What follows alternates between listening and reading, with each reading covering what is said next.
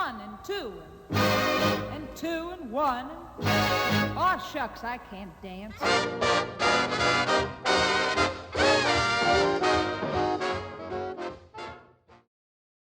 Hey everybody, welcome to Up and Go with Muffins. I'm Daniel, and joining me, as always, is my co-host, Ethan. Welcome, Ethan. Hello, everybody, and thank you for coming back for a third session. Yes, Now, yes, it's very we've got a good very to be special here. guest. Hey. Hey, it's Puke. Puke. No. None of this. I came here to have fun, not be bullied. Snook, as in snooker. Snooker, Spooky Lukey himself. It's Luke. Yeah, we got Luke Franzoi with us as a very special guest. Hello. Happy to be You back. You should cold call our old boss, Luke, Brad. Surely. And get him to play this at the restaurant. Oh yeah, Absolutely. pop it up on the speaker. And to everyone listening, Happy Easter as well, as it will be Easter when this is released. Oh, true. Good point. Kind of forgot about that with everything going on at the moment. Yes. Oh boy. Yeah. We sure are in eventful times. Yeah, so for those who don't know, New Zealand is currently on lockdown, so we're not really meant to leave the house or do anything. We're just kind of meant to be. We aren't allowed to home. leave the house. Yes, I enjoy going for my singular state-mandated walk per day. Yeah. Apart from me and Luke, of course, which we are allowed to leave the house. Oh yeah, you two Yeah, are. we're essential workers. I- for a bit of context, there's been a bit of a gap between episode 2 and 3. But yeah, now we've been in lockdown for about a week, and what better time than to get back into the podcast than the ability to not leave the house? Nothing like that. It's funny that we've only recorded episodes with me in the Bay of Plenty region. Yes, yeah, you're right. You're right. Yeah, actually, because you even made though it you back live in home. Christchurch. Sorry, Yeah, Luke. second time's the charm. Got back home second time, and then there was university, and then there was this virus, which is really cramping my style. Well, I at don't know least about on you guys. at least on the plus side, your plane didn't have a nose to tail, so. Funny guy. So, how you guys been doing during the lockdown? Good, actually. I've got a pretty good routine going. It's called wake up at anywhere between 1 a.m. and 1 p.m. and 2 p.m. Get up, go outside for a bit, get some sun, get the vitamin D, do some housework at 3, play League of Legends with the league crew, have dinner, do devotions, and then CS with whoever else is on, then go back to bed at like 4 in the morning. It's great. Productive. Yeah, sounds very productive. Absolutely productive. I don't know, man. It's not cash money. I mean, You really I don't didn't realize, like being told to stay home, do you? I don't. Because I go out a surprising amount, even if it's just to sort of, if I get bored, I'll go down to the shop and get some snacks or something. Mm-hmm. And I mean, we're not really meant to be able to do that. I mean, you can go down to Countdown whenever you want, but it defeats the purpose of staying home. You're only And so supposed to go out for essential supplies. Yeah. Which That's the thing. I just get mum to buy me the snack when she's going for the essential shopping. Yeah. Yeah. All I'm saying is the only snack you need is some Up and Go, though. How about that? That's actually Amen. funny you mentioned. I've unironically been drinking like a liter a day since. Wow. just been buying those boxes. I wish. 'cause I just prefer having them before instead of a breakfast. Although I did make some pancakes, today, but we won't get into food this time. I don't think. Oh, no, Let's real not talk quickly. about food. No, can we get into food just for a little bit? Just like a Yeah, little. all right. Okay. thought- Everyone can say one thing about food? Okay, I thought, could you use Up and Go to replace milk in recipes? Like, Would could we depend make on the Up and Go recipe. muffins? Like literally Yeah, Up and you Go could muffins. make Up and Go muffins. Yeah. That'd be interesting. I want to try I don't that. know. Yeah, you could. I mean, the muffins have milk in them? Yeah, they do. that's my question. Oh. Do they? I haven't made muffins in a long time. You could No, they make do. You could make Up and Go pancakes or Up and Go pikelets. Or Up and Go cake. Up and Go Up cake. and Go cake would be alright. What about like a marble cake? You can have like the chocolate, the vanilla, and the strawberry. Oh, ooh. That would that? Oh, I feel like it could go well. Flavored milk in your food. Yeah. My one worry is this turning out like those sort of awful videos where they're like, we're gonna make chocolate French toast, and they overdo it. All right. Yeah. They go, okay, we're going to put chocolate in the batter, and then we're going to put chocolate chips, which have been infused with chocolate, on the chocolate toast with chocolate sauce, along with the chocolate sauce we made adding chocolate. It's just like, do you want some cake with that chocolate or? Yeah. I think specifically with chocolate, as we've touched on before, less is more. Not more is less. Absolutely. But yeah, no, and up and go baking goods would be interesting. We'll have to give it a try. Anyway, food is should. not the topic of today's episode. Daniel, No. what are we talking about today? So, Well, Daniel hasn't been telling us what we've done yet. So. oh yeah, I have. Yeah, my lockdown hasn't been much of a lockdown because I'm still working because I'm an essential worker, and Still vibing in the orchards. Yep, my daily life is pretty much exactly the same. We've been playing a lot more board games, but I'll touch on that a bit later. Cool. And my weekends are completely free, which is enjoyable. So I'm actually enjoying lockdown. Yeah, I'm quite happy. As I'm sure we'll get onto later, you mentioned you picked up Star Wars: The Fallen Order. Is it? Yeah, Star Wars Jedi Fallen Order. I got that for my birthday. So between episodes 2 and this episode here, happy birthday, Dan! Thank you, Ethan. I turned 21. Big boy. And, the big one. Yep. It was a great party, and we got it in right before lockdown started, which I'm very happy about. Squeezed in. Yeah, squeezed it in. But yeah, I got Star Wars Jedi Fallen Order for my birthday, and yeah, loving it. Well, yeah, because it's made by Respawn, who made the original Star Wars Battlefront games, isn't it? Yeah. I don't know if they made the original Battlefront games, but I do. So they. I know it's made by Respawn. Okay, yeah. I haven't watched too much gameplay or really looked too much into it because I actually do want to play it and what I hear is good. Yeah, and I don't want spoilers, but yeah, it looks really good. I'm just sad you have it on the Xbox One because I don't have one of those. Yeah, Look you can't just borrow PC it. elitist. Anyway, but we do have a topic for today. And speaking of Star Wars and stuff, we just wanted to talk about entertainment things we like to consume. So fandoms we would consider ourselves a part of, games we enjoy playing, stuff we enjoy watching, and just that in general. And I think it's a good time to talk about it because we are currently, like I said, in lockdown, and so we've got this extra time to do stuff to entertain ourselves because we need entertaining. Personally, I prefer Blu-ray discs over CDs because they crunch better, more texture. You know what I mean? Not that type of consuming. Oh wait, my bad. I wonder if there is a difference. No, I don't think so. I think you just use the word consuming. For science. It'd probably be more sticky because We're it's gonna like a more finer coating or whatever on the disc to be more protective or whatever Sony claims. I don't know if there's like a massive structural difference. Anyway, I let's not finer. consume the media. Let's consume the media. I do want to talk about this. We'll do that another time. We'll have a whole bonus episode about which is better to eat, and we'll do it live on YouTube. Which crunch is better? Yeah. That reminds me. Is the podcast on YouTube yet, Dan? No, it doesn't go to YouTube. We could put it up on YouTube ourselves. Yeah, YouTube doesn't have a quote unquote podcast like. We could just put it up, so with we'd have to a put it up still ourselves. picture of the video of the of the logo. Surely. Yeah. Anyway, we that's should, yeah. off topic. That's off topic admin stuff.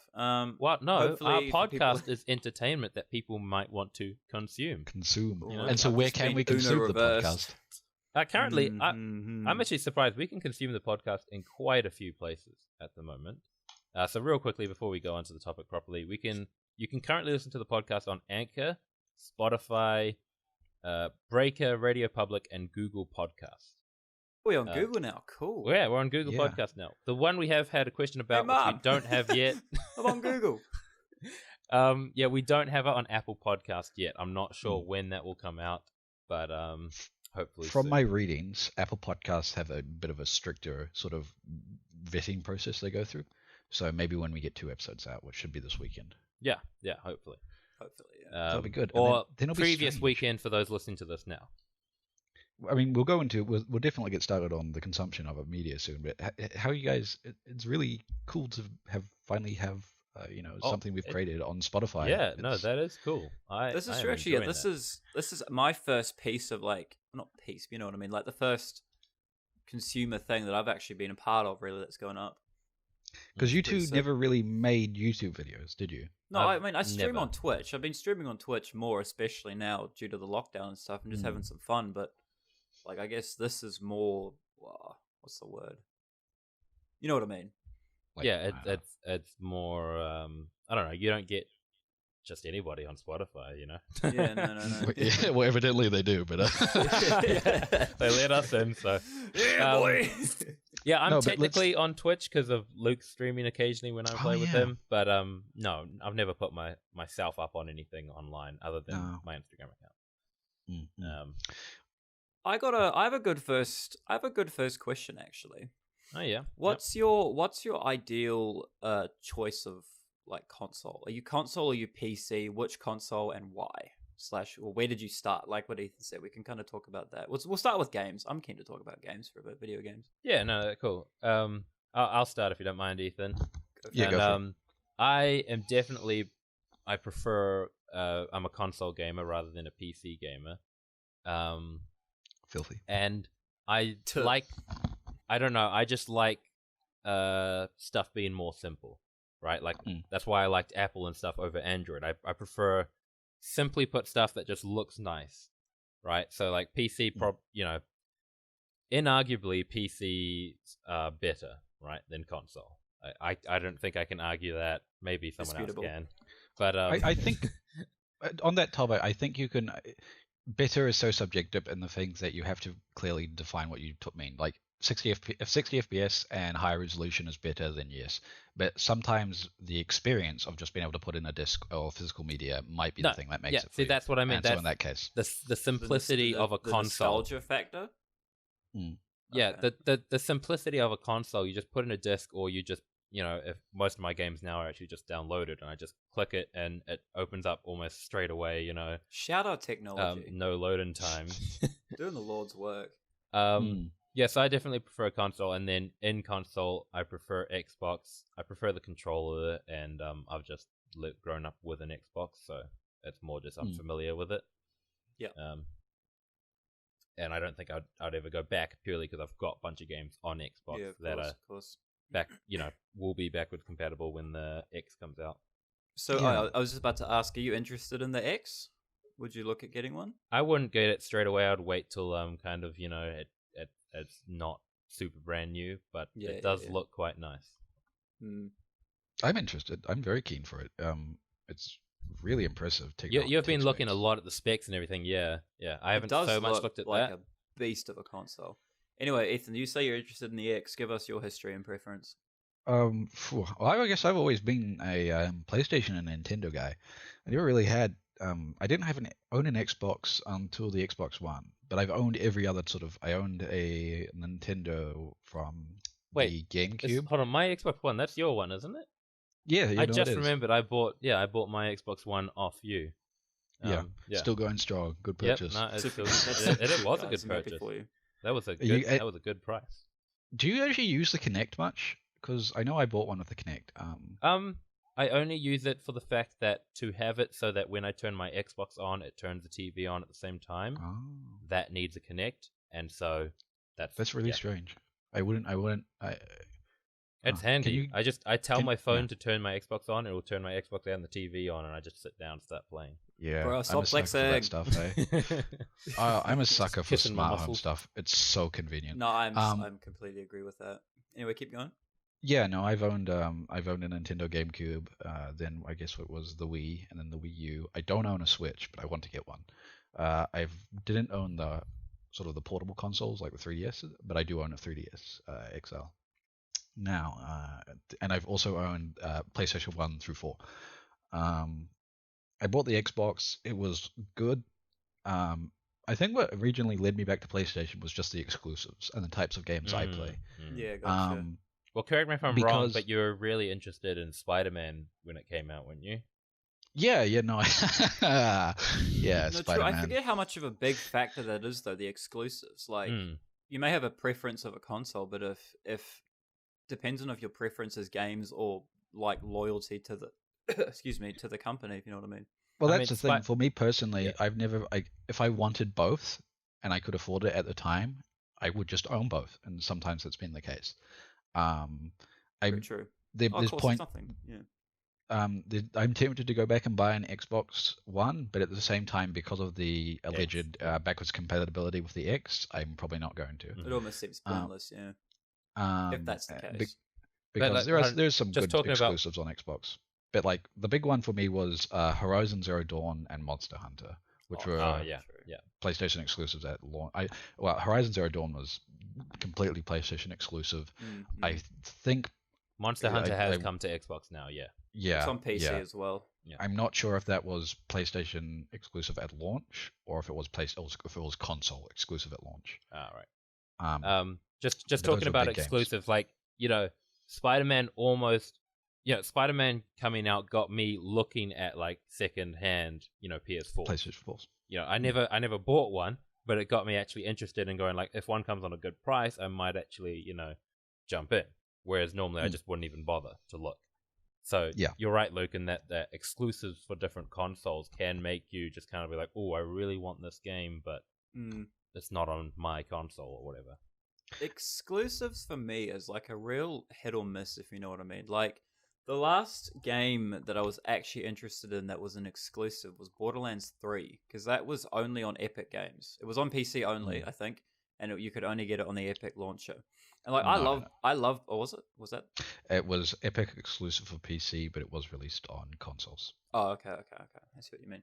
Well, anyway, I'll get to it soon, but I'm a PC gamer at the moment, but like the thing is with exclusives, like I was super interested in Borderlands 3, but I never bought it because I just don't want to spend that much money on a game. You know what I mean? Mm-hmm. Yeah, like, it's just games are just so expensive. Yeah, I always wait for the specials. In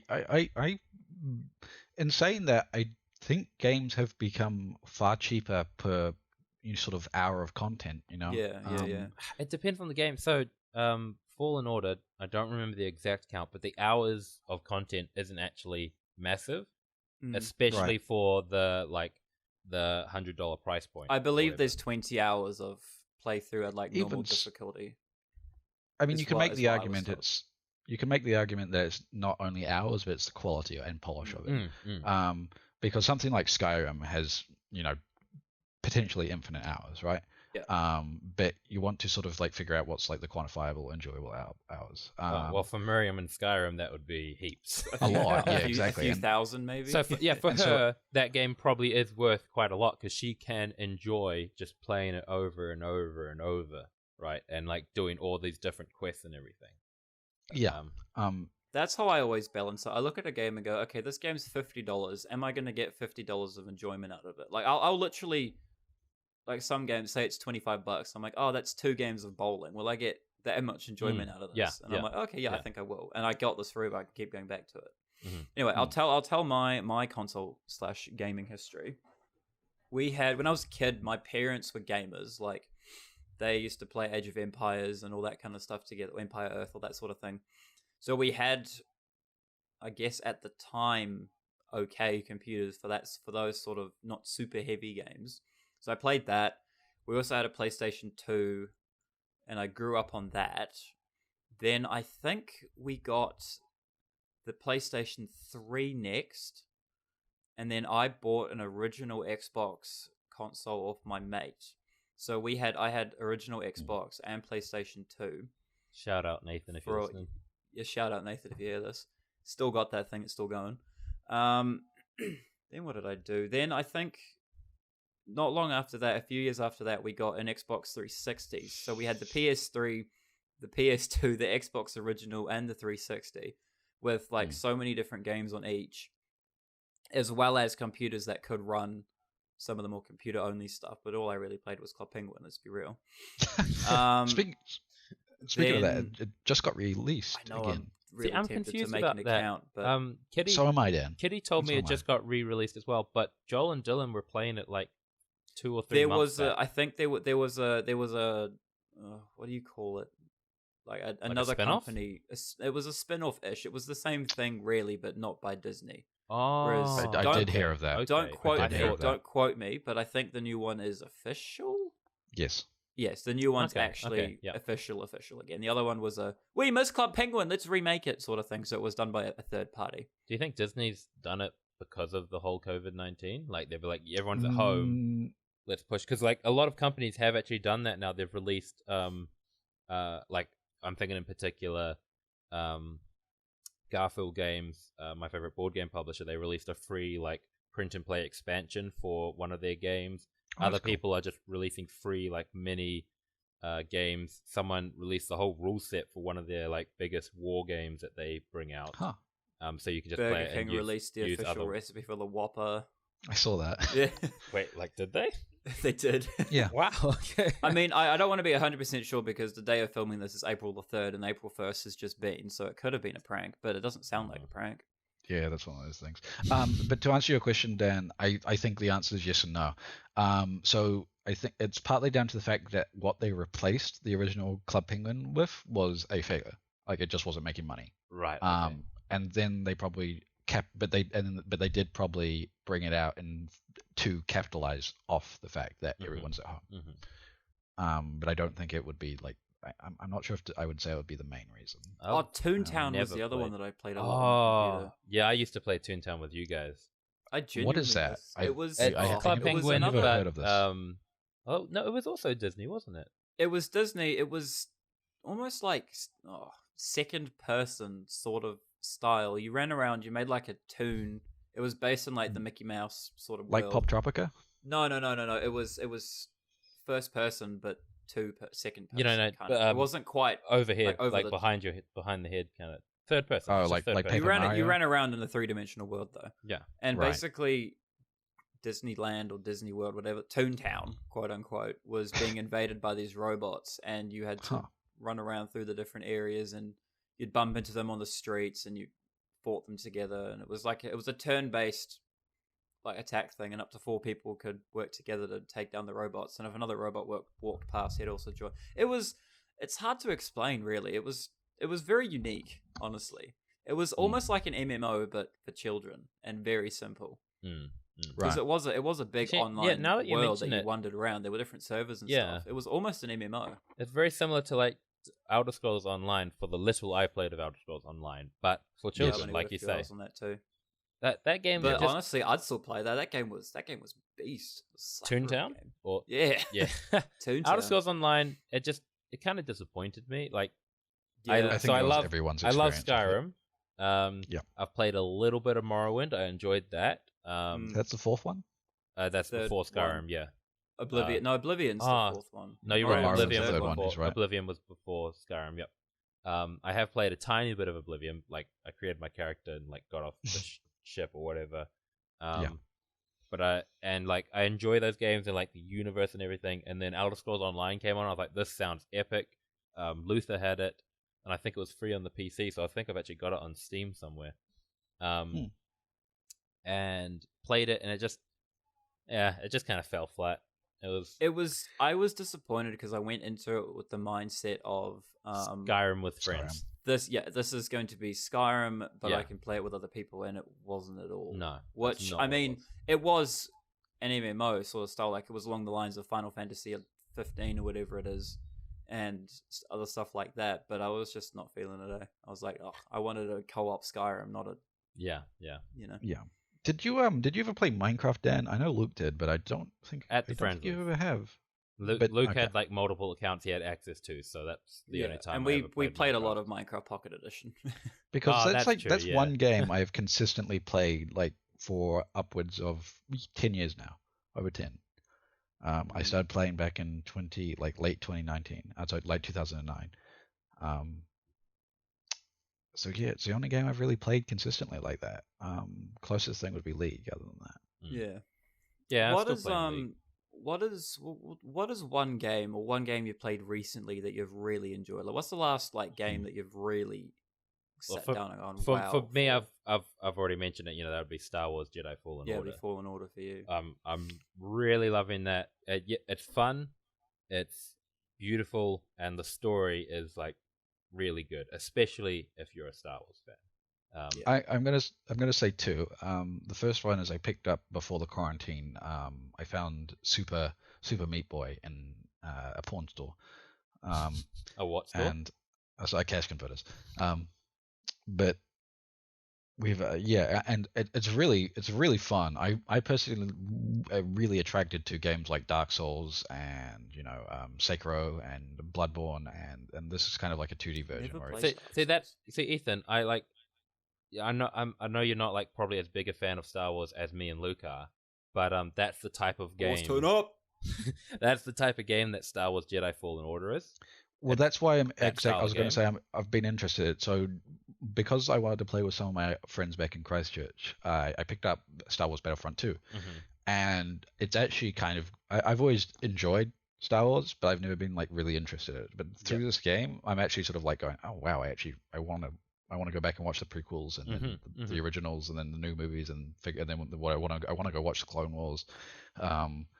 I don't know. It's just a different way of experiencing that made it really exciting for me. See, I think Fallen Order, people who just enjoy Star Wars like may not necessarily be a big fan. I think you can still love the game, and I think you'll still really love the game. I think though, so like where I'm at and I'm playing it, and I'll see certain things. Like you go to a planet called Dathomir. Sorry, Luke, slight spoiler, but you go to a planet called Dathomir, and if you've watched the Clone Wars and stuff, then you know that planet and everything, and you're like, oh, cool, and stuff happens. Wait, just is that the Mandalorian planet? No, that would no, that's Mandalore. What am I saying? There's a thing with its name in the name. The thing. Listen, look, dude. Okay, listen. But go on, Daniel. But no, anyway, that's what I say. It's like the game is still amazing, and as long as you enjoy Star Wars, but if you love Star Wars, I think it just becomes that much better. Like if you know little bits. There's a lot of Easter eggs. Yeah. I hear the big thing about Fallen Order is the combat. Apparently, the combat in there is exceptionally good. Well, that's it. It's a Dark Souls style game, So you have to be good at parrying, at blocking, and dodging, and all that sort of stuff. It's not just it's not like Skyrim where you're just you just kind of hack and slash and hope that you don't die. Do you guys have any sort of like controversial gaming opinions? Because my one is that Dark Souls is not hard. Dark Souls punishes you for habits from other games. Okay. Which is why it's hard. I can't talk on Dark Souls. Never played it. Dark Souls or those type of games, for example, the way you deal with invincibility frames, your attacks and stuff, and you kind of actually have to. There's a lot more time you can take damage. You can't sort of you don't get as many invincibility frames. You have to watch what the thing you're attacking is doing and look at its animations, and then you have to know when the damage occurs during those animations. And in a lot of games, they've been really lazy with that, and it's been the same thing for years. And so you just kind of to be good at one game, you kind of got a skill set which allowed you to be good across multiple games. And then Dark Souls basically took those things and changed them, and so then people kept on trying to do the things they had already learned from other games, and then they wouldn't work, and then they made the game seem harder than it was. Where if you took someone like me, the first time I played Dark Souls, and I hadn't actually played a lot of games outside of the PlayStation 2 era at that time. It wasn't that hard for me. It was challenging. Like it's a challenging game, but it's not like as awful as like, oh god, it's like Dark Souls with because I'm sure you know that Skyrim kind of becomes a meme, like Skyrim with guns was Fallout, and then anything that was hard became Dark Souls with X. Dark Souls became like the go-to hard thing, and like Skyrim was kind of like the go-to adventure game comparison. Jedi Fallen Order is the same sort of thing. It's quite cool. Once you defeat a certain type of enemy, you got this little droid with you, and like he scans it, and then you learn information about how to fight them better. I really enjoy games that do that. Yeah, and it's really cool. It's a really cool way of doing combat. And it's definitely it has a great story, but it's definitely combat driven. The game, and you just got to learn when with certain enemies to parry, when to just block, when to dodge, all this sort of stuff. I'm looking forward to picking it up. I'm not sure if I'll pick it up at full price, but I'm definitely looking forward to picking it up. See, that's the kind of game. Like me, I'm definitely a computer player. I much prefer computers because I like the keyboard and mouse. But when I'm playing games, I have Skyrim on my computer, but I always play that with a controller. Yeah, I was going to say. And that kind of thing, when every single button on the keyboard does something, I find games like that. So it might be also because I know how to play Skyrim on the controller because I played it on 360 before I played it on the computer. But any kind of I'd probably play. Well, actually, I don't know. I feel like I might play Fallen Order with a controller as well, just that kind of thing. If I learn the game on the keyboard, I'll stick to keyboard. Like Grand Theft Auto 5, I always play on the keyboard, but other stuff, I'll stick to controller. I definitely think most sort of third person games controllers. I Like, agree. and even better on keyboard and mouse, but anything like that. Even so, there's like some things I would rather just see. There's specific type of games I prefer playing on a TV, and even when I was playing on my PC, I mean, you guys know how my setup was. I had my monitors and I also had my TV right next to it, and so I would route almost all my games through the TV and then use a wireless controller. And I think that's just because a majority of the games I like playing are the games that you would play with a controller. Where there's some people who play like the Civilization games, real-time strategies, that you kind of need a mouse and keyboard for. Like there's no way you get around that. I was just about to say, I think the more strategic a game is, the more you want to be mouse and keyboard rather than. I'd agree with that. Than controller. I mean, yeah. The more you can just maybe not necessarily sit back and relax, but the more comfortable a game makes you feel when you're playing it, I guess you want a controller. Me personally, yeah. Oh, I know what you mean. Like 2 games, I'll talk about games that I've been really enjoying. I've just finished the story of Far Cry 5. That's right. You told me. Yeah, I picked that up on special. First off, Ubisoft does a fantastic job at optimizing their games. That's one thing. That game is so unbelievably pretty. And even on my computer's a few years old now, and it still runs it perfectly fine on Ultra. It's such a pretty game. And yeah, I've been playing through that. That's the last this game is actually fully co-op, and me and Jonathan have been played that through together basically. But yeah, they actually did a really good job on how the co-op stuff, because you can do every mission you can do co-op, and that not just side missions like where Far Cry 4 fell off. Yeah, it's the game. I got really hooked and really immersed into that. I'm not going to spoil it for the listeners, but the ending I wasn't a huge fan of. Okay. But then, did it pull a Lost on you? It was it made sense, but I just didn't like how it ended. It's a AAA game, and the ending they chose was risky, but it did work for the game. But I just personally was like, oh man, why? Right. Kind of thing. It didn't end how I wanted it to end. It ended differently, which was fine. But it's just super immersive, and I really recommend it. It's such a cool game. Talking about endings, can I, to those who don't want Frozen 2 spoiled. That's me. I haven't seen it yet. You don't want it spoiled? Yeah, I want to watch it. I want to be angry. Okay, never mind. I'm not going to say what I was going to say there. I want to I want to see how bad it is and get infuriated, but I want it to be legitimate. Okay, no, ignore me. Don't worry. We've talked a lot about games. Do you want to talk about movies and stuff for a while? Well, so we can actually title this podcast media, not just video games. Video games. I'm just talking about games though. I've also been since I know, but I'm ignoring you.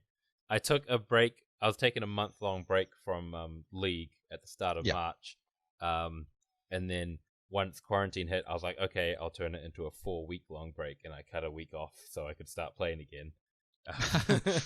And they've just brought out the new Fiddlesticks. I can't speak. And I'm really enjoying playing him at the moment. Wukong's my favorite champ at the moment. Yeah, and you're playing the newish Wukong. The monkey. It's interesting to see how we've sort of rotated champs, because I used to play. You used to play Wukong back in season 5. I remember that. I used to play a lot of Fiddlesticks back in season 6. Fiddlesticks for me was always just a troll champ. I would take you played him support a lot. Speedy runes and everything, and I'd still play him seriously, but I'd build him for the maximum speed possible. So what you'd do is you'd ult into someone, E them and fear them, and then just you run away at the speed of light. That's the main thing that's changed about his play style, Ethan, is the fact that he's not just a stun bot anymore. You used to just run him support flash fear. Whereas he's not that anymore, which is good. I mean, he has some skill very fun to play, but the new one's a bit more. We should probably steer away from League, because more than other games, it's very hard to follow if you're someone who plays. You kind of need to know about League. Anyway, let's talk about movies or TV shows or something. Do you guys have a favorite movie? Or a favorite, Whiplash. or top 3 or something? Whiplash. Yeah, Whiplash. It's a movie. I'm gonna Google that. It's a movie about a jazz drummer. So I'm not gonna Google it. You can just tell me about it. Yeah, it's really good. It's got his name escapes me. Is that kind of like an old classic-ish? Like not too no, old. 2014. Okay. So it's about this piece of jazz music, which is notoriously hard to play, and this kid who wants to be like the best jazz drummer. He works real hard, and so he gets into this. I think it's based in New York or Manhattan or someplace like that. And he gets into the school, and the guy who runs his sort of orchestra is like a complete tyrant, and it's about them like it's about how far you can push yourself for the sake of art. Is it like an underdog story? Yeah, definitely. Okay. It is the movie really I was good. thinking of. I just thought it was older than it is. Yes. But yeah, I haven't seen that. But I don't think have I've actually even good heard of things it. of it. I might check it out. It's very, very good. I very much. It's probably something like a cult classic. I'm trying to think of the guy. Who's the actor? Is it it's J.K. Simmons? That's the guy. Yes, that would sound right. That sounds about right. Yeah. Yeah, it's really intense, and just the music in it it's real fun. A big part of movies for me is the score, it's the OST. Yeah. And that tells a story that I think it's focused enough that it makes sense for a movie. Because sometimes, like, I like watching the Lord of the Rings when I have time to watch all of them. Yeah. But I don't want to watch but I don't want to watch a Lord of the Ring movie, you know? Yeah. Right. Okay. Because it's kind of the story is so much bigger than an hour and a half or whatever. It's like 3 hours, I think the first movies were. And so, but this movie is like it's a 2 hour story, and it's in 2 hours, and it's like the perfect scope, and it just tells it's a really good one-shot movie. It tells it well, and I don't have to go in with it like without sort of going, oh god, I don't understand. I haven't seen 8 movies that are somehow related to this universe, so therefore I don't understand the nuances of it. That's why me and you went to see. Well, I don't think it's why we went to see, but remember when we went to watch Valeria, Luke? And Valerian, that's it. I remember when we came out, you said it was good to just watch a one-shot, movie. I actually really enjoyed that movie. Yeah, it's a Valerian, it's a city of a movie. thousand planets or something. I think the full title is. Like, I rewatched that pretty recently, and like, it's not. It's watching it again. It's a pretty average movie. Like, it's not an Oscar winner. No, it's not an Oscar winner. It's a generic. It's got some cool stuff in it. It's generic and stuff, but it was a really, for me at the time, sorry, moving stuff. For me at the time, it was a really nice, because this was like smack in the middle of phase 2 of the MCU, Marvel. Of Marvel. Yeah. Marvel Universe was popping, and it was nice to like go watch a movie that looked cool, that had characters I'd never heard of. Because it's got books and comics, I think, based on it. I'd never even heard of it, and it was really nice to go in and watch just a completely new universe with new characters and new actors that I hadn't seen in a while and stuff. I really enjoyed it when it came out. It was one of my favorite movies of that year. I mean, looking back now, like I said, it's pretty generic and nothing super special, but at the time, I thought it was really good. Have you two seen much Quentin Tarantino movies? No, I've only seen to name a few, Django Unchained, Kill Bill, Once Upon a Time in Hollywood. I actually haven't seen any of those. Pulp Fiction would be one, which is probably the biggest. I've heard of like most of those, but I haven't actually seen them. Speaking of Once Upon a Time in Hollywood, I've seen a bunch of articles of Quentin getting hate for the way they treated Bruce Lee in that one scene. It was a good scene. Just because, I don't know, I've seen it, and it's just kind of like Bruce Lee getting, his butt kicked. And everyone's like, what? Bruce Lee was a genuinely good fighter. He wasn't just a show-off. Why are you trying to make him out to be just a show-off or whatever? And so, yeah. I just thought that was funny. I don't know enough about Bruce Lee, but I do know enough. Like, in MMA, you don't fight with someone who's 50 kilos heavier than you. It's just not going to happen. Yeah. And that was that kind of situation in the movie. I'm not sure if that applies to other martial arts. Like, I think Bruce Lee is Kung Fu. Yeah, it's style Kung Fu. I think he's Kung Fu. No, Bruce Lee was specifically Wing Chun, which is a type of Kung Fu. Okay. Wing Chun. Have you heard of Ip Man? Okay. I have. And from what I know of my friends who are martial arts, I do know that Wing Chun is considered to be sort of, ineffective outside of it as a fighting technique. It's a sport. From what I've heard, so I could be wrong about that. As I'm getting, Yeah, it's I wouldn't say it's an entertainment like kung fu or whatever, but it is meant to be a kind of self-defense ish. The way I've heard about it, it's more about sort of the discipline and the meditation of martial arts. Big. Granted, most of the guys I know are MMA, like mixed martial art fighters, and so they tend to be, the fighting they learn is how to like really beat someone up, and they don't like, they're not spooked by it. If someone, so it's hard to say. I mean, obviously he's a great fighter and has done, set many records, but so like I like a types of movies that I really enjoy that a lot of my friends probably don't. Ethan's the only one I can Ethan Franzoi is the only one I can really think of who enjoys to like sit down and watch them with me. Like kung fu movies. And so like the Ip Man movies are my favorite kung fu movies. And Ip Man is the guy that taught Bruce Lee. He was Bruce Lee's mentor, and he taught him Wing Chun. He was a Wing Chun master. And and those are good movies. They're not my favorite, but yeah. What's your favorite movie, Luke? I don't actually know. I think it's hard to Don't say tell a me favorite. it's still like, Tron Legacy. oh, we gotta have it. You about to probably hear. I don't. Tron Legacy is more so a favorite for like nostalgic reasons. Yeah. If you know what I mean. Like every time I watch it, I go, the acting is average as, the story's loose, the plot's whatever, but just the reason I like it is because it's a really fun movie. It's like the world that it's set in is really cool. It's a super cool premise. I really like that about the movie. And yeah, when I was a kid, the score's all done by Daft Punk. And me and my American friend Sam, who we used to hang out all the time when I lived in Wellington, we were both really, really into Daft Punk. And then when we saw that Daft Punk was doing all the OST for this movie coming out, and when we watched the trailers for the movie, we were like, holy moly, this looks awesome. We watched it, and it was just like, we just watched it again and again. It was just such a good film. And so it's always got like a little, at the time anyway, it's always got like a special place in my heart, especially because obviously online I go by Rin, or Rinsler Dude is my full online presence. That comes from the character in there, Tron turned bad, whose name is Rinsler. And I was like, well, I can't just be that. That's not original. And since, like I said, I was hanging out with Sam, who's American, and we said dude all the time.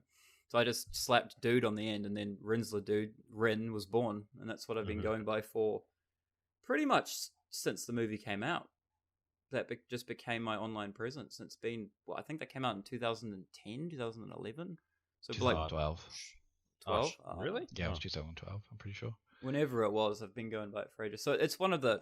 No, 2010. Well, it's mainly for nostalgic reasons. Is it 10? It is 10, yeah. You're right. Jeez. So that's 10 years old now. Then. Yeah. Wait. Like, what year are we at? No, 10 years. I don't think I have like an overall favorite movie. Like another one of my favorites that I always sit down and watch is The Incredibles, just because I can quote that movie. I can quote that movie backwards, and I just love it. I love the film. But I really like Inception. I like Inception was fun. The thing I think that gets me going for movies is there needs to be something unique about the movie. Like Inception is dream worlds, dreams within dreams, you know? It's got a really cool premise. Same with Tron, they go inside this grid thing, and it was portrayed pretty well. That kind of stuff. But then I don't really watch a whole lot of movies, like especially with this quarantine going on. I'm trying to watch movies I've only seen once, or rewatch, or watch new movies. Like I watched Interstellar again the other day because I saw that when it came out, and that came out a good few years ago now. I still haven't seen that. It's if you like space, I'd really recommend it, especially since I know you're into space and stuff. It's a really cool film. Watch it. And then I watched American Sniper as well, which I enjoyed that. Very good film, but the ending messed me up. Movies like that where it's based on a true story, where they keep it real. It doesn't always make great cinematography, but I was devastated by the ending. It was just like, what? Really? That sucks. But they have to keep it in because that's what happened. If you like thinky movies, Ethan, then Interstellar is definitely one of those as well. Interstellar's really cool like that. It's a good film. Yeah, have you guys seen Ready Player One? Or yes, I've seen Ready Player One. I really liked Ready Player One.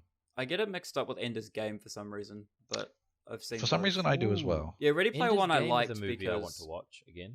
Yeah, that's why I enjoyed Ready Player One. Again, I'd say average movie, but cool premise. You know, I'm into that kind of stuff. Isn't Ender's Game? I haven't seen Ender's Game. Isn't it? Isn't the premise of that movie? You know, they tried to like train up these kids to be war generals through simulations. Yes, but then it turned out the last. Do you want spoilers? I don't really care about this. I don't. Yeah, they trained up these kids, kept running the simulations and stuff. Same thing, and then their final simulation wasn't a simulation. Yeah, it was the real deal, and they all thought it was. So that was Asa Butterfield. That's his name. It's a pretty good movie. It's a pretty good film. I was thinking of it recently because Miriam showed me. She bought. What's that movie called about the weird kids? Miss Peregrine's Home for Peculiar Children. Yeah. And we watched that, and I thought that was pretty decent. And I was like, dang, that's a pretty good movie. That's maybe Asa Butterfield, who's the main boy in it. I was like, that's maybe his best movie. And then I was like, actually, what other movies did he do? And I was looking through them. There's like Hugo, Boy in Striped Pajamas, and everything. And then Ender's Game came up. I was like, wait, no, actually, Ender's Game is his best movie. That like I haven't seen it for a while, so it may just be my brain remembering it better than it was. But I remember it as a really good movie, so I really want to watch it again. Actually, can I say I've thought about what probably my favorite movies could be at the moment, and again, it's based on like I really like Star Wars 9, but that's a whole flipping 9 movie saga. You know what I mean? Sorry, but like, no, go on. Thank you. It's the Now You See Me movies. Oh, God. I don't like those movies. What's wrong with you? It's really, I like it. Again, cool premise. Magicians, magic shows, that kind of stuff, magic trick. It's a really cool premise. Plus, Woody Harrelson is probably my favorite actor. So here's the crux I have with those movies. The first one's all right. The second one is pretty frustrating. I think the way you do movies about magic is to emphasize like the fact that it is illusion and it can be done in real life. Because but that's less fun. Sure, but you can do it, and to an extent they do it in the first movie. In the second movie, it's just theatrical, like it's just spectacles of like fantastical things that. Yeah, but it's cool. Impossible. It makes good cinematography. Yeah, but it's not a fun. I mean, that's not what I look for in a story. Speaking of just magicians, my favorite movie is The Prestige. Yeah, I need to watch that. Yeah, you do need to watch that, Luke. Especially if you like Interstellar and Inception. It's got the same director, but also it's got the same sort of feel. Yeah, it's Christopher Nolan. Yeah, Prestige is Christopher Nolan. I'll definitely have to watch it then. And no, I haven't. I'm such a bad friend. That does the same thing, Ethan, except for I won't spoil it, but near the end, it shows the whole trick and illusion side of things.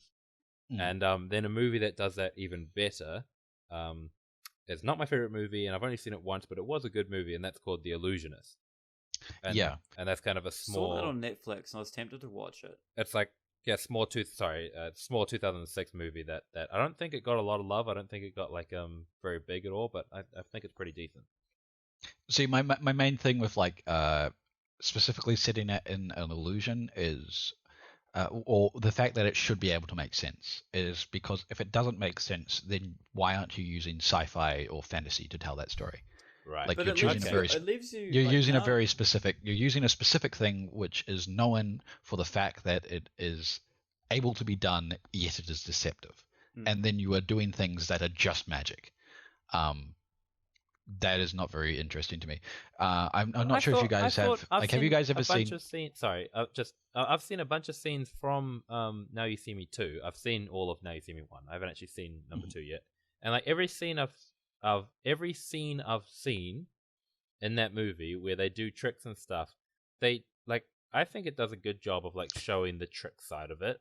Have you seen the scene where they toss a playing card around that has like the secret thing? Okay. that's a scene that illustrates my point the best, I think, which is just like it's just spectacle. Like it's a flippin' sick scene though. It's cool. That's my thing. But like, why isn't that magic or sci-fi? Right. Like for Okay. me, the point is you match your setting to this, like the thing you're doing. I see what you're saying. I do see what you're saying. And sorry, I cut you off and, before. and no, it's fine. And just for me, the integrity of like telling a story about magic is the fact that it's deceptive, not magic. Now I'm not sure if you guys know about. Have you seen anything about Richard Turner? Richard Turner, name rings a bell. Richard Turner is probably up there with like as a personal hero of mine. He's a blind card magician. Oh, yep. No, He's now I'm. well, I shouldn't say. I don't think he calls himself a magician, but he's definitely a he's a blind. I think he calls him a card mechanic. That's or something. it. Yeah, that's the term he uses. Yeah. And the way he manipulates and like the dedication to the craft and the fact that he can do that is unbelievably impressive, and the fact that I'm left like gobsmacked every time. I believe there's an MIT documentary on YouTube for anyone who wants to learn more about this man as well. He's been on. We'll pop it in links on the Discord. Yeah, he's been on Fool Us for Penn and Teller's Fool Us. He fooled them. Spoilers. But no, he's really cool, and he personally embodies what I think, especially with Penn and Teller, is the philosophy of magic. It's why I don't like Chris Angel or those type of magicians who are like, it's actually magic, right? Yeah. A big part of magic is grounding it in the fact that it's, just you being tricked. And that's the important thing to me. That's what makes magic magic. I've seen Penn and Teller a lot in like my recommended on YouTube, but honestly, the only place I've actually watched them was when they did a race on the Grand Tour Top Gears. Not Top Gear, but the Grand Tour, the Grand Tour thing. They did a magician race on there. I forgot who went against, but that's the only place I've actually seen Penn and Teller. Yeah, I quite enjoy Penn and Teller's Fool Us. Sometimes anyway, like sometimes someone will come on and they just trash and like. I know, I find it so hard to watch cringe stuff like that. I just can't. That's why I've never been good at watching, not American Idol. I used to watch that when I was a kid. America's Got Talent or Britain's Got Talent. And stuff. I can't deal with it. I just can't. It's just like, especially when they put cringe compilations. It's the worst. I'm like, no. I don't mind watching like the talented people, but like the cringe stuff is almost masochistic. It's it's brutal. Like you have to like. I'll really watch it is when there's like when like a link pops up for a cover, like someone doing a cover of a song I like, and when it's like, clickbaity title, but when it's like, she sang, they weren't expecting her to sing, song name so well or whatever. I'm like, oh, I like that song. I'll listen to it or whatever. I'll check that out. I'll dox myself here. There's a level of cringe that I do like. Like another thing I watched. I've seen quite a lot of Pretty Little Liars. Like I quite enjoy that show. It's got. I think I've seen that. It's a good show. I do recommend it. It's your typical, well, not typical. It's the girl drama kind of high school nonsense, and I've like always Mean Girls. Yeah, that sort of thing. I love Mean Girls, all that kind of stuff. But whenever I watch it, you'll see there's girl snogs, famous girl snogs, famous boy, and you just know that someone is going to walk through that door, right? Mm-hmm. And I always have to like hit spacebar, pause it, and just go. Okay, I'm ready. Play it, immediately pause it again, and go. No, I can't do this because I love cringy, like that kind of cringe I can deal with, but I always have to like actually pause it and mentally prepare myself for it. To an extent, I'm probably really desensitized to it due to how much anime I watched in my teenage years. Oh, true. You've seen a lot of anime, haven't you? Because too much, but. I'm glad I've seen the good shows, but there are certainly like times where I look back on my watch list and I go, I saw that? Wow. I spent 8 hours watching that. I've seen a little bit of anime, and I do quite enjoy the animes that I've watched. I thought they were good, but the reason I kind of, like, I'm not a weeb. The reason I mainly stayed away from anime is because I know that it's good, and then I know that I'll just go, stigma. Another one. And no, I don't really care about the social stigma, but it's more the fact that I know if I start watching anime, I won't stop. There is a ridiculous backlog of good stuff. Yeah, that's true. But yeah, anime for me, I do. If you watch anime, that's cool. Like you do you. I have no problem with anime. But personally, I know that I would probably get addicted to it because it is pretty cool. So yeah. I've seen a few animes. I don't think I've ever seen any full anime. Like I think even the only full anime I season. watched all of was the Noragami one. See, I didn't even Oh, see all yeah. of that. I only saw like No, you season had to one. leave, didn't you? No, I left and I finished season 1 on Oh, my that's right. Yeah. My rule was On never my watch computer. anime by myself. I always watched it with other people. Like I've seen most of like one anime I watched a lot of with Kitty was Food Wars. I really enjoyed that. That was I You really doxed enjoyed yourself that hard anime. on that. Food Yeah, I Wars is did. brilliant, but Food Wars was good. I really liked that. it's fun. It's Master Chef of anime. Yeah, but then I never actually finished. Like I'm halfway through season 2, I think, and I never watched anymore because I was like, no, if I watch it at home, I'll just keep going and going and going. Are If there we're any? talking about- Sorry, Ethan, you Yep. go. Oh, I was just gonna say probably my favorite anime would have to be it's a pretty big series. It's the Monogatari series. Not heard of that It's got like 11 seasons, Jeez. but it's not chronological, right? It's just telling stories. The best anime Ah. is Clone Wars. Oof. I need to finish that actually. So you're gonna say, Dan? I was just gonna say, speaking of Clone Wars, I was gonna say, are there any shows you guys are watching at the moment and enjoying? Not currently. I watched all of Mandalorian. Thought that was really good. I watched actually I haven't seen the last episode, but I watched most of High School Musical the series. That was good too. Again, high school drama thing. I thought that was pretty good.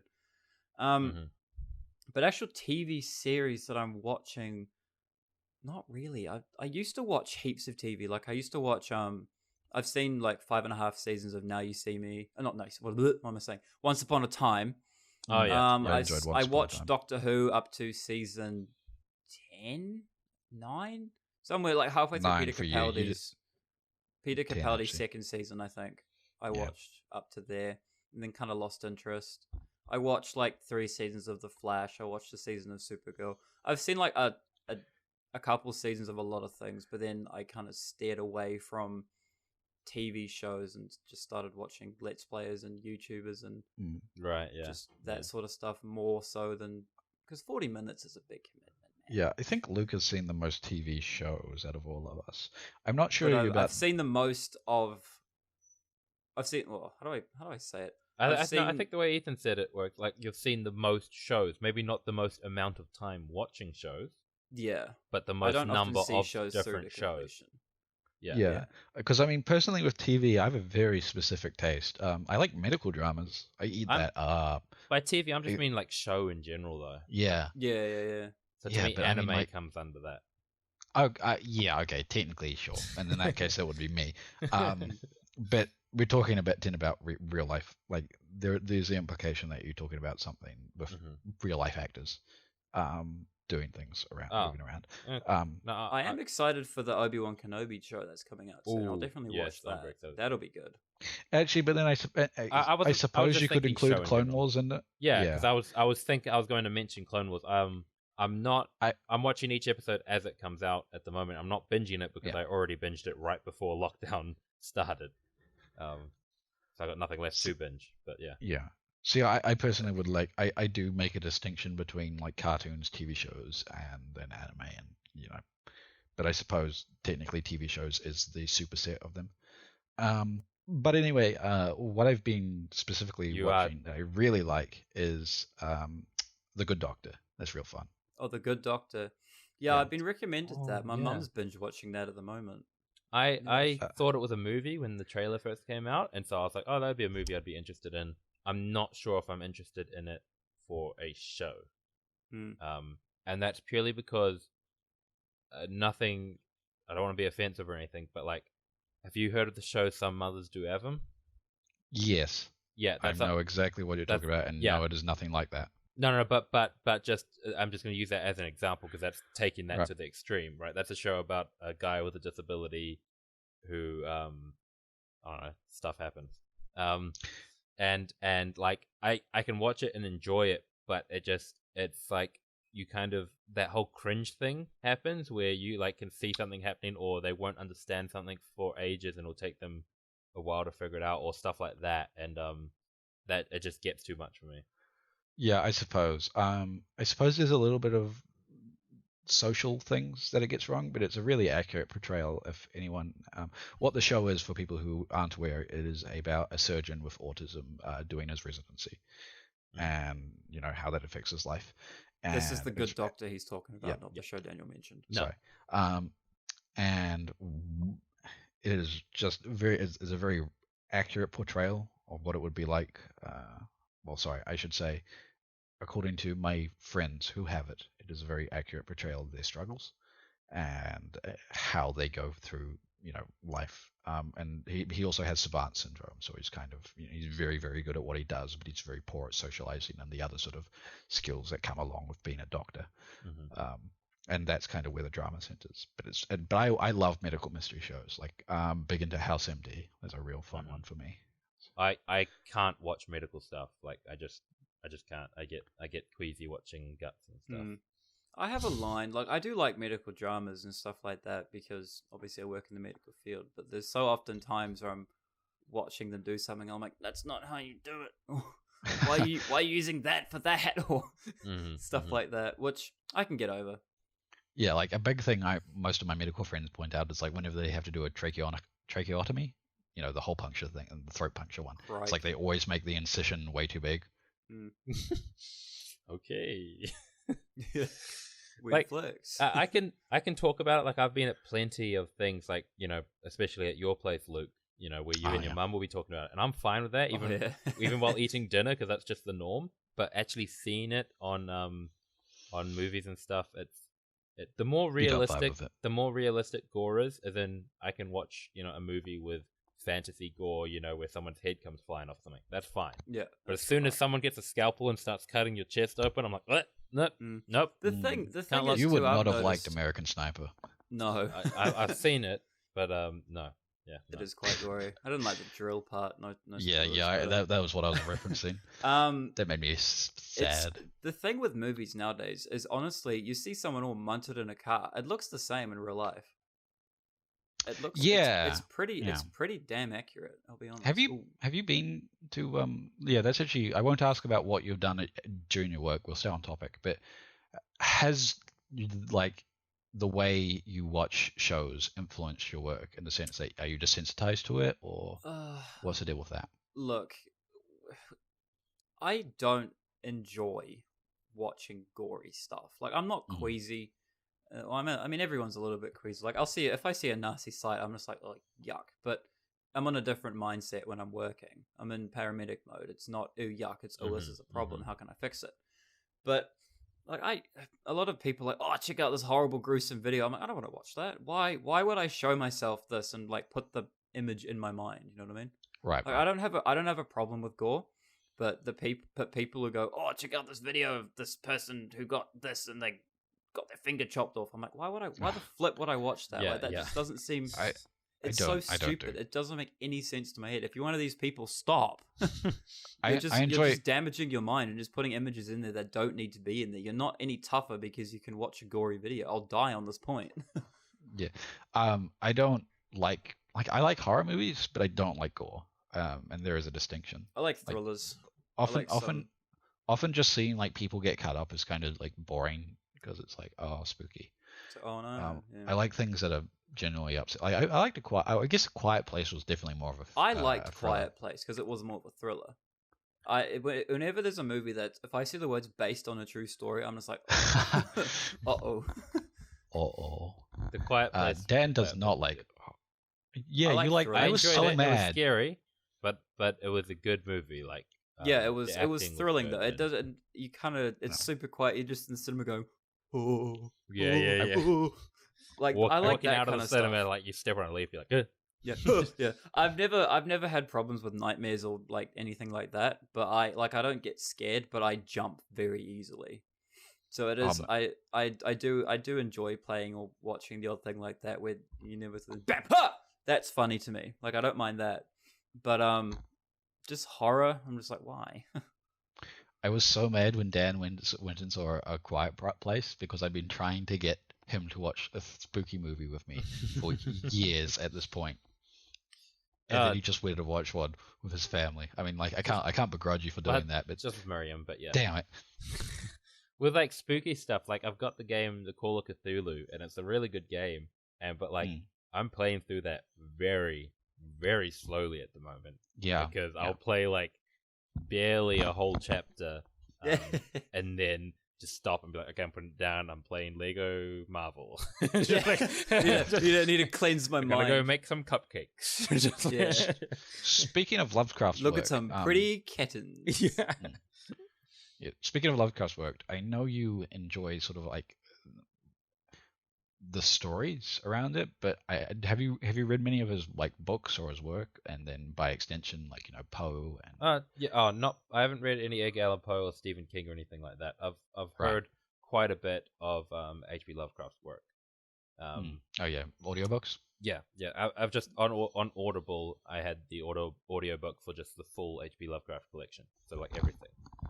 That's something I've been meaning to read myself. I enjoy. I've read a few of his shorter stories, but I haven't sort of sat down and read like a really meaty one. Most of them are actually pretty short. Even Yeah, so, like like half an hour. the most famous of his creations or whatever is Cthulhu, right?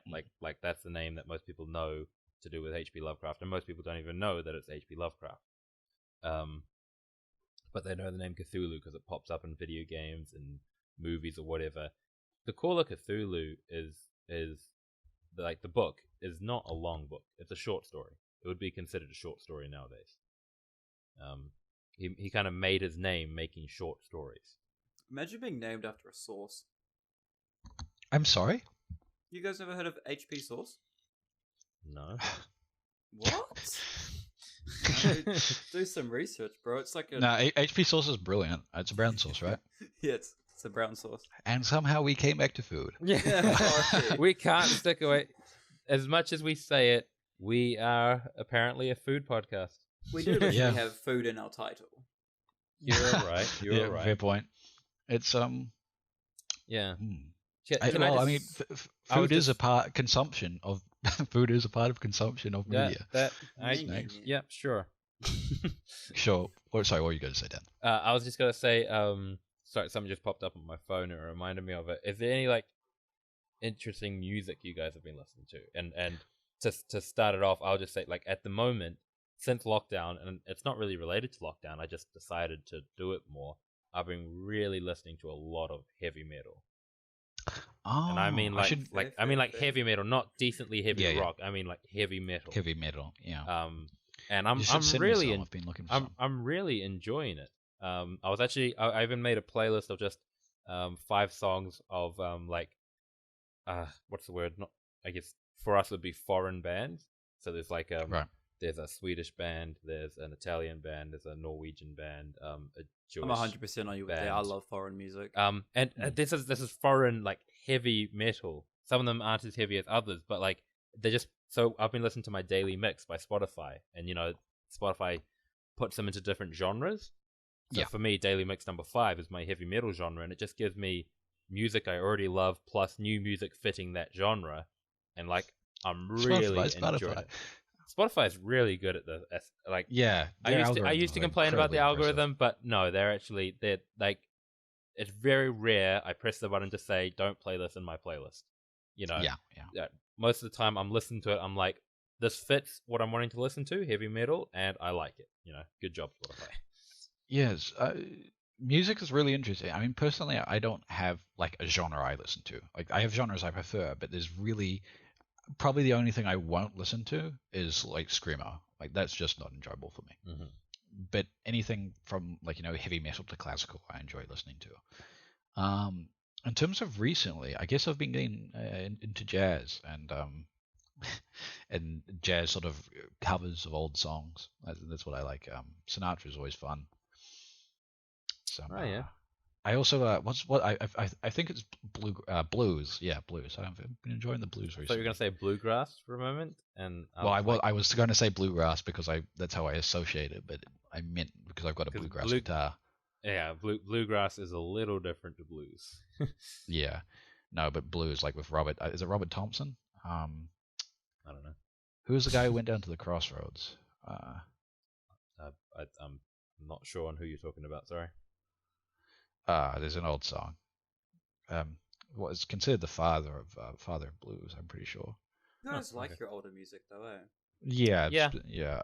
Luke's tends into his I'm not against contemporary. it. I'm not against it. You sounded very my British and posh right there. Like, I'm I not am against not it. against it. I'm not against I'm not it. I'm just against. not completely in favor. Like my most controversial opinion around music. I don't know if I've said this on. I don't think I have. I don't think the Beatles are that good. I can see how you would think that, but Like, no, I enjoy I them. fully understand that. Yeah, they laid down a lot of things for what even pop rock. They defined a lot of genres, and they were huge at the time. And like, I respect that. Good on them. But I just don't know why I'd listen to the Beatles when I could listen to, I don't know, Muse or something, you know? Like, Yeah, I get that because that's exactly how I feel about most music nowadays. There's some really excellent stuff. See, I was talking to someone about this, and there's a bias in sort of saying that old music is good, because it is good. but when we're listening to old music, we're listening to the old music that like everyone remembers as being good. Yeah, that's So like, true. I like the so old stuff that could technically be considered pop. You know what I mean? so The yeah, pop of so the like time. when we're listening to the older music from the 80s and stuff, we're listening to the good music, like, and all the other all the bad bands and bad songs have been forgotten to time. Where nowadays, when you listen to music, you're listening to the good songs and the bad songs, and so Yeah. it's gonna, because some of them are just gonna get forgotten. For example, I was taking my state allowed walk as of yesterday, and I was and someone in the village was playing "What Does a Fox Say." Now that took me for a ride back in time. It's a meme, though. That's a meme. Yeah, but I mean, the got thing me today, thinking. TikTok plays such a role in defining if your song's popular nowadays or not. Like That's crazy to a me. lot of pop songs at the moment is the fact that the song or the audio for it will blow up on TikTok. And I know that some songwriters they've looked at that and gone, okay, this blew up, this particular tune, or they said a particular line that then people could create a meme out of. So a lot of, more so the pop writers, are like writing songs almost, they're still good pop songs, quote unquote, but there are a lot of their time they're actually almost for TikTok. They've got like an the MO almost is, I want this to blow up on TikTok because that'll make the song even more popular. Do you guys have like a artist that that you like pop is music generally at the considered moment is bad? Interesting topic. Yeah, Honestly, I've never really been into pop music. No. I have. I'm basic when it comes to my music. I'm a bit sad with myself at the moment talking about stuff I've been listening to during lockdown. I've been listening to way too much. I don't know if it's PC or not, but I've been listening to a lot of black music. Tokyo's Revenge, good old Ray Schumann with like Black Beatles and all that kind of stuff. It's good fun songs. I don't know. Yeah, Mo Bamba, that's a good one. I think out of all the sort of things we're interested, I think music is like the biggest difference. Yeah, I mean, the only music I don't tend to listen to is country. I listen to literally everything else. My playlist right here goes, there's a hardcore black song, and then straight into the next song in the playlist is Anchor, which is a really chill, acoustic, gentle voice song, and then straight into a dubstep song after that. That's just my main playlist at the moment. It's all over the place. I actually hate mixing my genres when I'm listening to music. I have a bunch of different playlists made so that when I'm in the mood for a specific genre, I listen to that playlist, right? Gotcha. And yeah, so I just, like, if I'm wanting my heavy metal, I have a heavy metal playlist and I click on that playlist. I don't like listening to music and I'll be listening to a nice like alternative, soft song, and then suddenly the next song is heavy metal.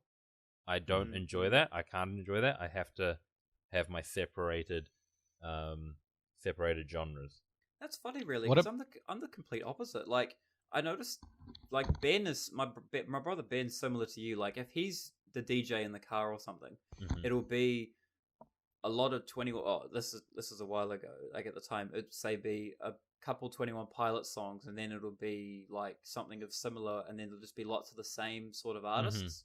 Whereas I bounce across so many different things. I'll play a rap song, and then I'll play I don't know, something else, to play something that's popular at the moment, then I'll play like a trap song. I just go what I feel like listening to because I know songs that I like. I just listen to songs. I'm not really fussed on like genres and all in the same thing, whatever. I like all my mixed playlists and my other playlists. They're all just everything. What about seasonal music? Because I'll go out on a limb and say I'm guilty of listening to Christmas music out of season. I like Christmas music. Only Christmas music I listen to is by the HBLHS, and that's just Cthulhu Christmas music. I like the only Christmas music I really listen to is the Pentatonics versions because I think they're really good. Other I like than that, I'd steer away from Christmas music until December. Yeah, I like heavy metal Christmas music. That's probably my favorite genre. I have heard. There was a heavy metal cover of there was a heavy metal cover of. You showed me some Twisted Sisters, but there was a heavy metal cover of the Drummer Boy. Oh, that's gonna be good. Don't remember who did it, but I quite like the Drummer Boy as a song. And yeah. What about Easter music? Anyone listen to any Easter music? What's an Easter song? Well, yeah, no, Did I just go to church singing hymns, Daniel? I don't think there are any other than worship songs. Sure, there's heaps of worship songs about the crucifixion, but I don't think there's any like mainstream Easter songs. No, I don't think so. Like, yeah, hymn slap though. Yeah. I've got a crush on Ariana Grande and Camila. No, actually, I don't know if it's between two. I like Ariana Grande's older stuff, so I like older Ariana Grande. But no, I've got a huge crush on Camila Cabello. I don't know who that is. Do you know? She sings the Havana song. Oh, I only know that because of when he worked in the kitchen. Yeah. I like Pink. Oh no, that's even worse for me. Oh really? You don't vibe with Pink? Pink was too. I love Pink. For me back in the day, I really like the one she did. So she's good. Revenge was good with Eminem. Yeah, that's fun. Than that, there's a couple Pink songs I think are okay, but not really a Pink fan. I vibe with her. Yeah. I don't know. I've never really had like. I was never big into sort of like I never really got starstruck with celebrities particularly. Especially like being like I really enjoyed what they did. Specifically, starstruck. That makes me think of Katy Perry because of that song she did with 030. That was such a cringy song. I don't even remember what that song was. What was it? We sang it like on Whistle. We used to do. No, it was called Starstruck. Oh, it was called Starstruck. We Starstruck. Remember when we did like I had like the SingStar thing. Oh, but they do a whistle in the song, right? Yeah. Yeah, they do. Yeah, that's right. The whole song's based on that. Like that kind of music is so like cringe and just why am I listening to this? But I'm still there going, love this. Pump. Yeah, no. I like music's a hard one for me. Oh no, I actually, like music one album with I've just remembered. That's why I think I like heavy metal, because like it's just like they're kind of giving it their all. Yeah. Especially, I'm really enjoying The Weeknd's new album. Oh, I heard a little bit of that, and I accidentally skipped a bunch of it when we were listening to it. Yeah, I'm still cross with you about that. Do they have a new album? I should go to listen to it. Yeah, Blinding Lights, when that came out, that was I really liked that track, and the album's good. I think the album's really good. If you mentioned, Dan, that the reason you like heavy metal is because you're watching people push themselves to the limits, I think you should definitely watch Whiplash if you get a chance, considering that's like definitely what the movie's about. No, that's not necessarily pushing themselves to the limits, but that's a part of it. It's more just they're going hard. They're going hard at it, right? Mumble rap. The reason I don't like mumble rap is because it's the opposite of that, right? It's like, what the heck? You're not even trying. Why do you sound like you're mumbling, but to a country song? That's just Dan's general vibe. Stop! My favorite. I really like Baby No Money, the white rapper who does a bit of mumble stuff. Mumble country. That would make me sad. Yeah. That would be the needle that broke the straw that broke the camel's back. That's how the cookie crumbles. Yeah, music is a really interesting topic. Yeah, because I do think music would be like the most diverse in terms of our personal preferences. I love rave stuff as well. I'm all over the place. I'm literally all over the place. I still have so much fun. Yeah. Sorry, no, continue, Luke. You still have so much fun. I still have so much fun listening to surreal stuff, like all his stupid anime weeby hardcore songs. They're so much fun. You know what you were saying? I was gonna say, talking about preferences, just like what do you guys like in the way of what's the word? I guess genre is the word, but I'm more meaning like theme for things. For movies, for shows, for games or whatever. Like, do you prefer sci-fi, fantasy, history? Wait, are we still talking about music or No, just in general. Just in general, but doesn't really fit music. Although a lot of heavy metal bands are fantasy. You don't get themes for music except for it's heavy metal. You got fantasy. Like, there are so many heavy metal bands I know that like they sing as if they're either dwarves or if they're Vikings or if they're gods and stuff like that. True. Yeah. But before we move on to that, you've reminded me of something just about music. Like I said, I listen to everything, but my favorite like style or kind of album stuff is like storytelling albums, which is why I think Melanie Martinez is so good. Right. Okay. Yeah. Her albums and stuff, they've got like a linear pattern to them. Mm-hmm. Show when they perform, like same with 21 Pilots in a way. They don't just sit on a stage with a piano and a drum and play their songs. They tell a story in their show. Yeah. Probably the most contemporary music like that Billie I Eilish enjoy too, would be Joji. Well, actually, I love Joji. Joji's really good, actually. Have you ever listened to The Wall, Luke, by Pink Floyd? I haven't listened to the whole album in one go, but I have heard all the songs. It's a song. Like, that's a similar thing. I'd say that's probably one of the originals. I'd say it would be as well. Of doing really that concept. Yeah, definitely. Anyway, no, Joji's really good. I mean, were you around when he was Filthy Frank or doing like his silly antics or? Some of it, yeah. Yeah, because I mean, I'm really glad that's what he's doing now, because it's obviously that he's always had a passion for creating things, and it was definitely a product of the time of the internet when he was making his Filthy Frank I'm going to stop you there. You've actually blown my mind. I did not know that Joji was Filthy Frank. Really? I've just searched Joji on Spotify, and I'm looking at the picture here. I'm like, oh, it's Filthy Frank. It makes. Yeah. I didn't see it initially. Wait, yeah. I'm mind blown. I did not know that. I should have known. Whoa. Especially if you go listen to his silly music, like the Pink Guy. Yeah, I know a lot. I know a lot of the Pink Guy stuff. I was not a Filthy Frank fan, but I thought he was funny. I liked seeing him pop up and stuff. But I did not know. Wow. Hey, you should give me this medal. I'm vegan. I told you we can't alienate them. They're an important part of our audience. We've spoken about this. Oh, sorry. Amy from Wellington, if you're listening. Shout out to the vegans and our vegan listeners. Turn up for vegans. Yeah. Yeah. Anyway, if you guys wanted to listen to... Sorry, Ethan. You were cutting out. I was just saying, if you guys did want to talk about just like what themes do you guys like or don't like? Yeah.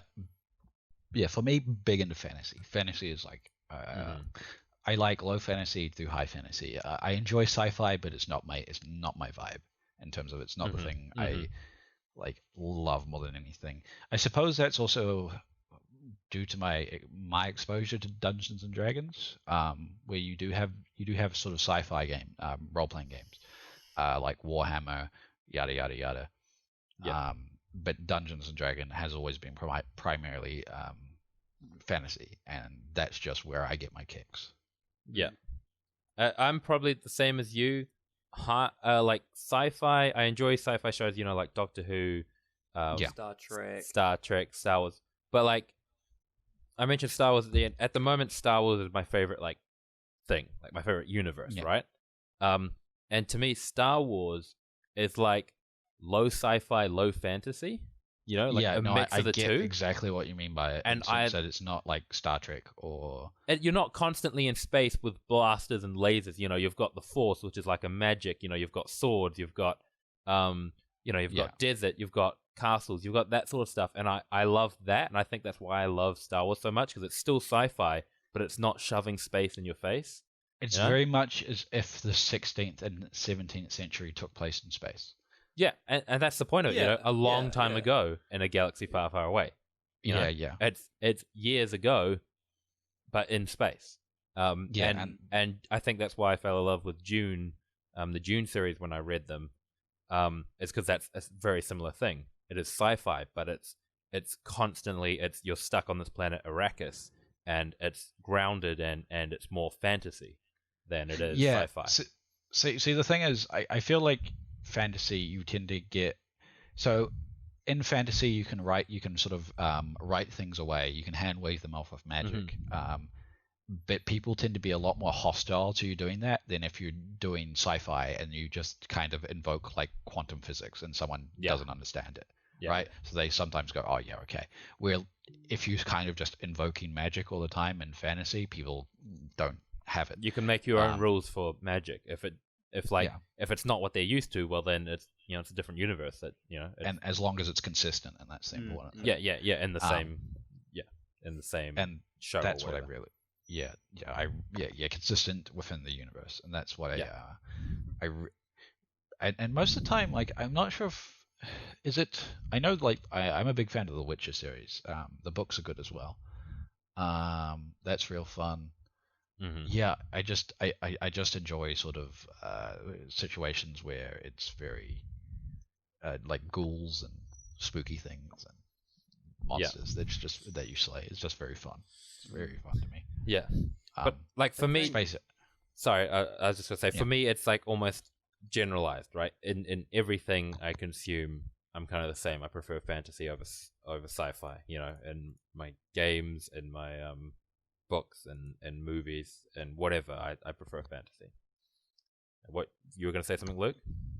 I don't really have like I've watched so much of so many different things, but I think I like stuff set on Earth, but with added things. Like, I think when I first like take the Marvel universe for example.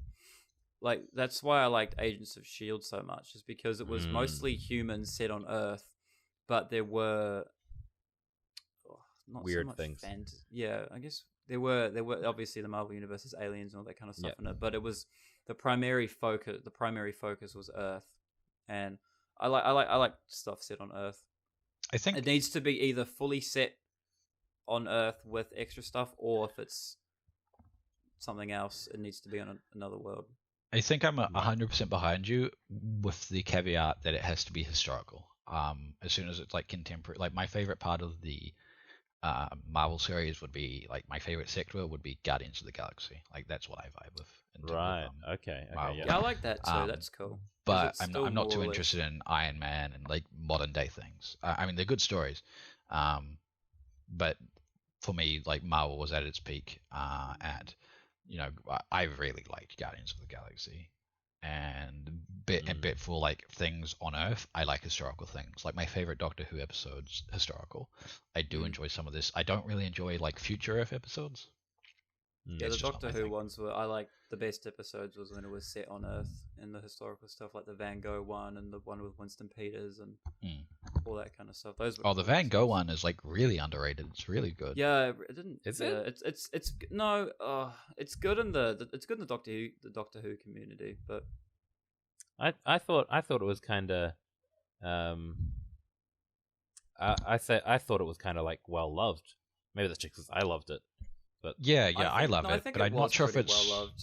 It might be. I think it was. I think I just don't see people talking about it. Yeah, it's not as well known, like, as in like Blink and well, that's like the go-to opposite. Yeah, that's like scary. Blink is probably the go-to episode when, like, you're talking about like the most talked about Doctor Who episode. I mean, because also the Weeping Angels are just so spooky. Well, I think possibly also the fact that you don't need any kind of really prerequisites to the show. That's true. It's very much you can watch with no there's hardly any Doctor and hardly any at the time Martha. Was it Martha? It was Martha at the time, yeah. But that you don't see them very much. You see what's her name, Susan Sparrow? No. It's something. Sally Sparrow. Sally Sparrow. You see her. That episode is about. It focuses on her with this other weird character that she doesn't know, and that if you're watching it for the first time, it's okay that you don't know him either. I think possibly that's also why it gets a lot of love. People maybe joined watching Blink, and it hooks them. That does bring a good question, because I mean, when I am watching a show, I always start from the beginning. Like, I won't start halfway through any season. But there is a lot of people who will just pick up a show and start watching it.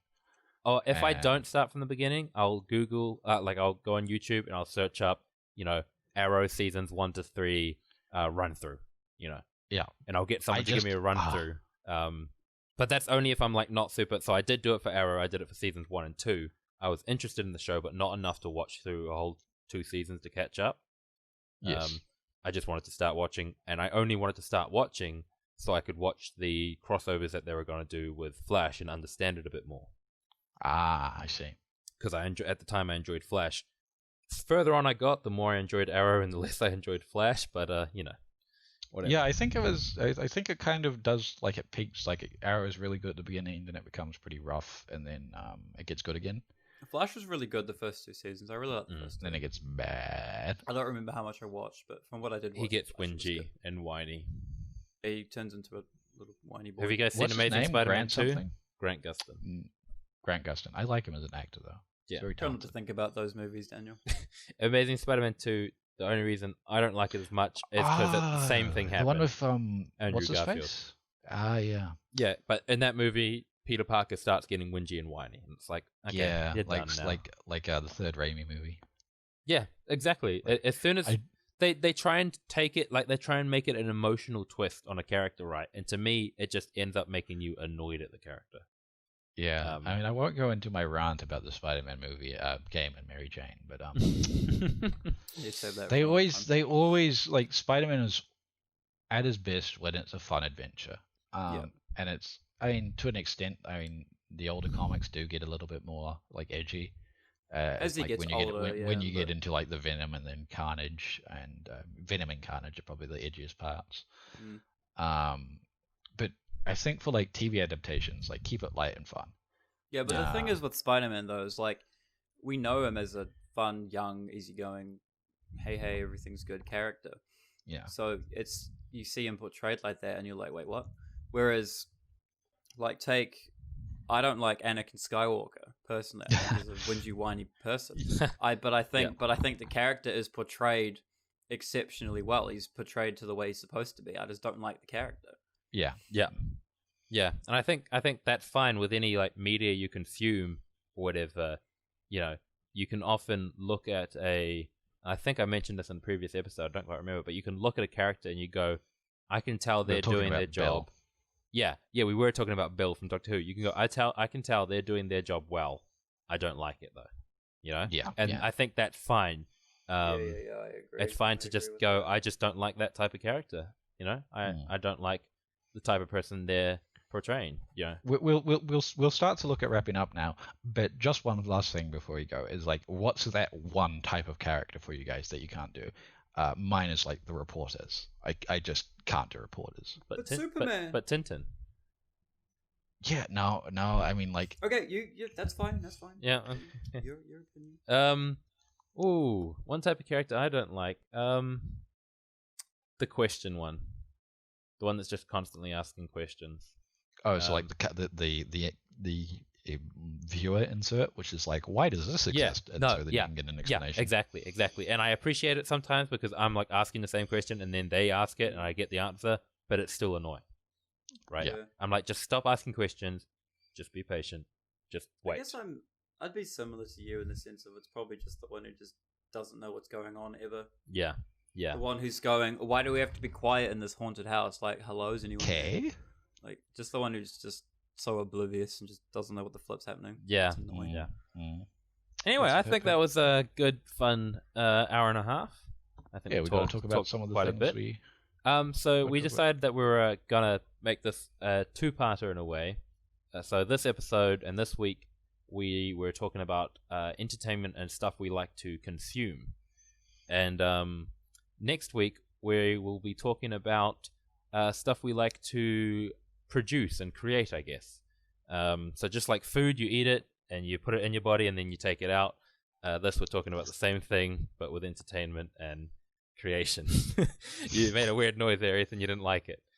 No, I didn't like that analogy. No, can't say I'm a fan. I think it's a good analogy. I think it will get the fans to guess. You consume it on TV and then you poop in magic.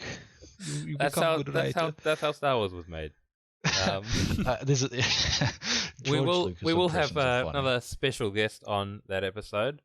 But for now, we'll have to say goodbye to this episode's special guest, Luke. Thank you for jumping on the podcast. My pleasure. It's always a pleasure to have you, my friend. Thank you for having me. I hope you all have a fun Easter weekend. And enjoy your quarantine. Yes. Yeah. Stay safe, stay inside, and yeah. Don't sneeze on old people. Bye-bye. Goodbye.